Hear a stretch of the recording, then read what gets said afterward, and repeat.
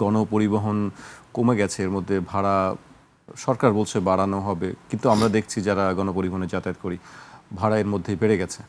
শুধু গণপরিবহন না, আমরা ভোজ্য তেলের ক্ষেত্রেও সেটি দেখেছি যে সরকারের আগেই তারা দাম বাড়িয়ে রেখেছে।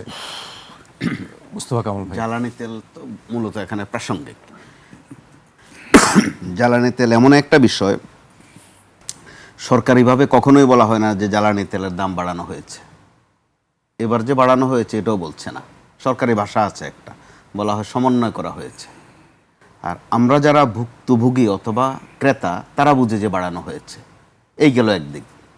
আরেক দিক হচ্ছে জ্বালানি তেল এমনই একটা উপাদান, এটা যেমন রাজনীতির বিষয়, অর্থনীতির বিষয়, কূটনীতির বিষয়। সমন্বয় করাটা একটু যদি বোঝাতেন। আমি সরকারি ভাষা সমন্বয়, এটা কি? তারা এই ভাষাটাই বলতে চায়, বাড়ানো না, সমন্বয়। সমন্বয়। এই সমন্বয়টা কিভাবে হয় একটু যদি খোলাসা করতেন। সোজা বাংলা কথা, তারা দাম বাড়ায় আর বিভিন্ন স্টেক হোল্ডারদের সাথে এটা নিয়ে একটু বসে। একটা সময় পর্যন্ত ছিল শুনানি, একটা পর্ব ছিল যে সব পণ্যের দাম বাড়াতে গেলে একটু শুনানির ব্যবস্থা থাকতো, সেটাও এখন আর নেই। তো তারপরও সরকার জ্বালানি তেলের বিষয়ে অত্যন্ত চেষ্টা করেছে, যদি না যতক্ষণ পর্যন্ত না বাড়ানো যায়। বলা হয়েছে যে বাধ্য হয়ে বাড়াতে হয়েছে, তারপরও সরকার ভর্তুকি দিতে হবে, এটা সত্য। কিন্তু দ্বিতীয় বাক্যটা নিয়ে গোলমাল হচ্ছে, যে যেটা আপনার কাছে কেউ জানতে চায় নাই, অথবা আপনি নিজেও জানেন, সেটা সবাই জানে, যে জ্বালানি তেলের দাম বাড়ানো হলেও অন্য অন্য কিছুর এতে অন্য কিছুর দাম বাড়বে না। আপনার এই পণ্ডিতটুকু দরকার ছিল না, এটা সবাই জানে।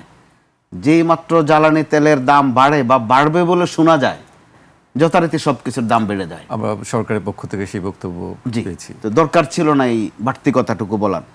গণপরিবহন বলতে আমরা সচরাচর বুঝি বাস সহ যেগুলোতে আমরা একটু বেশি চলাচল করি, ওখানে বড় এক ফ্যাক্টর হচ্ছে ট্রাক, পণ্য পরিবহন যারা করে, তারা কিন্তু ভাড়া বাড়িয়ে দিয়েছে আজকে 7-8 মাস হয়ে গেছে, নির্বাচনেরও আগে। ওটার জন্য কারো কোনো ঘোষণা লাগে না, কোনো শুনানি লাগে না। সেটা জানে শুধু যারা মাল ক্যারি করে, তারা ভালো করে জানে, আর যারা এই মালামাল পরিবহনে সম্পৃক্ত তারা জানেন। তো আমাদের এখানকার বাস্তবতা হচ্ছে এরকম, পরিবহন ভাড়া বাড়লো, পণ্যের দাম বাড়লো, তো আবার মানুষ একটু বাড়তি দিয়েও কিন্তু স্বস্তি চায় কখনো কখনো, কিন্তু মানুষের ভাগ্যে সেটা জোটে না।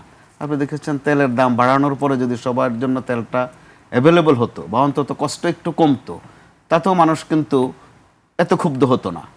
একদিকে বাড়িয়েও ফেললেন, আবার বলছেন না পর্যাপ্ত আছে, আবার বলছেন কৃত্রিম সংকট আছে। অর্থাৎ কথার ক্ষেত্রগুলো এত বিস্তৃত হয়ে যাচ্ছে, এতে করে আপনি কৃত্রিম সংকট কারা তৈরি করছে ওই দিকেও অ্যাটেনশন দিতে পারছেন না, অথবা কত পর্যাপ্ত আছে সেটাও বলতে পারছেন না। কিন্তু পর্যাপ্ত যে আছে সেটা তো আমরা টের পাচ্ছি, নাহলে সেলুনের দোকানে যাবে কেন? এই গেল একদিক। দ্বিতীয় দিক, আর তেলের এমনই উছিলা হয়, এটা তেলের উছিলায় আপনার লাল শাক, লাউ, বেগুন সব কিছুর দাম বাড়বে।